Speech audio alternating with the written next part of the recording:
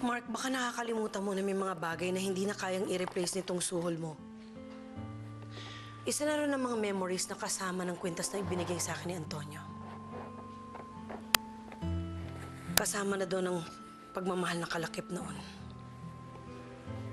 Isang klaseng pagmamahal na hindi mo na kayang maramdaman. Sa'yo na ang kwintas mo. Hindi ko kailangan ng insulto mo.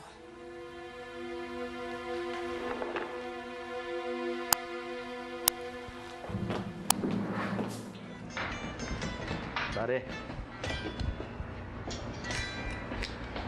Chong, sorry, nadamay pa kayo sa gulo ng Friday, ah. Kung sorry ka, kami hindi sorry, tol. Chong, dapat lang pinagtanggol mo yung puri ng banda natin, pare. Sorry, sir. Saan kaya, Marga? Uy, food! Uy, pagkain. Sarap yan. Hello. Teka lang. Thank you, ah. Isa. Pagkain! Mabuti ko yan, ha? Oo naman. Gusto mo pati yan. Oh? Teka, patingin mo. Isa. Jason, pasensya ka na ha. Kasi hindi kita natulungan sa kulungan.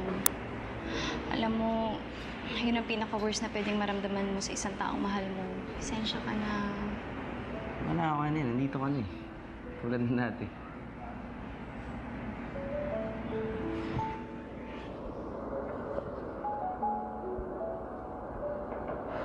Walang... Sorry. Hindi ka nagalit. Okay na yun.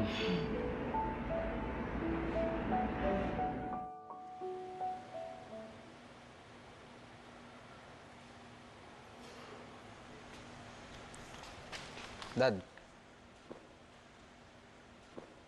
Ano to? Permission slip para sa field trip namin sa biology. Required daw. Paano ka pupunta? You're grounded. Di wag kung ayaw nyo. Basta wag kayo magre-reklamo pag bumagsak ako sa biology. Ako na ang kakausap sa biology professor mo.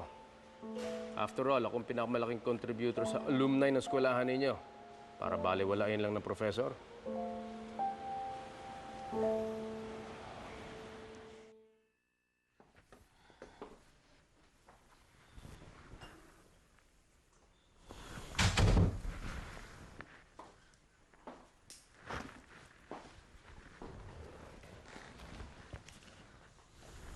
Ano naman yan tinitignan mo? Baka mamaya masunog na yan sa katititig mo.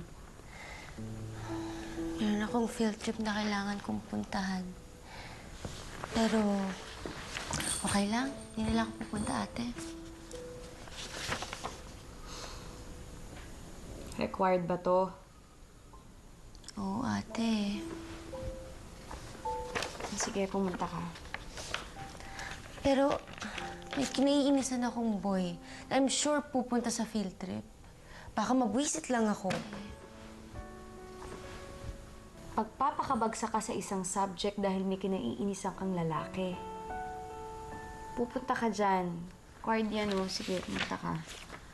Pero ate, wala akong pera. And besides, ang dami na nating problema. Kinig ka sa akin, Candice, ah. Huwag na huwag mong gagawing excuse yung mga problema natin to stop living your life. Ang trabaho mo, kailangan gusto ko lagi kang masaya. At ang trabaho ko naman is to take care of you. Okay? Kaya attend ka dyan. Ako nang bahala sa babayaran. Thank you, ate. Thank you. Kahit ito man lang maibigay ko sa'yo. Okay? Sige na. I am allowing my daughter, my sister. Sige na, check mo na yan. Nabalitaan niyo na ba na grounded si Paul dahil dun sa nangyaring gulo sa benefit concert? Correct. Feeling ko hindi siya makakasama ng field trip. Good. At least mababawasan ng isang bully ang field trip natin. Good news para sa atin, di ba? You said it, sister! Alright! Boom!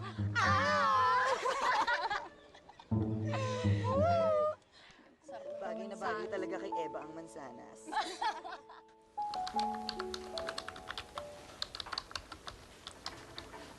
Ay, Tito Dave! Tita Amanda! Kukumustahin lang namin ang mami mo. Okay naman po si Mommy. Okay na siya. Nases lang daw talaga eh. Nabalitaan din namin, wala daw kayong ilaw sa bahay. Ay, hindi po. Okay na po kami. Okay na kami. Nakabayad na kami. Actually, kung makakapagtipid kami for the next 3 months, makakabayad kami sa mga utilities namin. 3 months, sure. Pero paano pagkatapos ng 3 months? Andrea, it's about time na kumbinsihin mo na ang mami mo na ibenta yung jewelry collection niya para may panggastos kayo. And you know what? We can set up a private auction para makakuha tayo ng magandang bids for her collection. Hindi kasi ako sigurado dyan eh. Mataas kasi tsaka malaki yung sentimental value ni Mommy dun sa mga collection niya. Andrea, anak, ito lang yung paraan para makasigurado tayong hindi kayo mamamatay ng dilat ng mga mata sa gutom.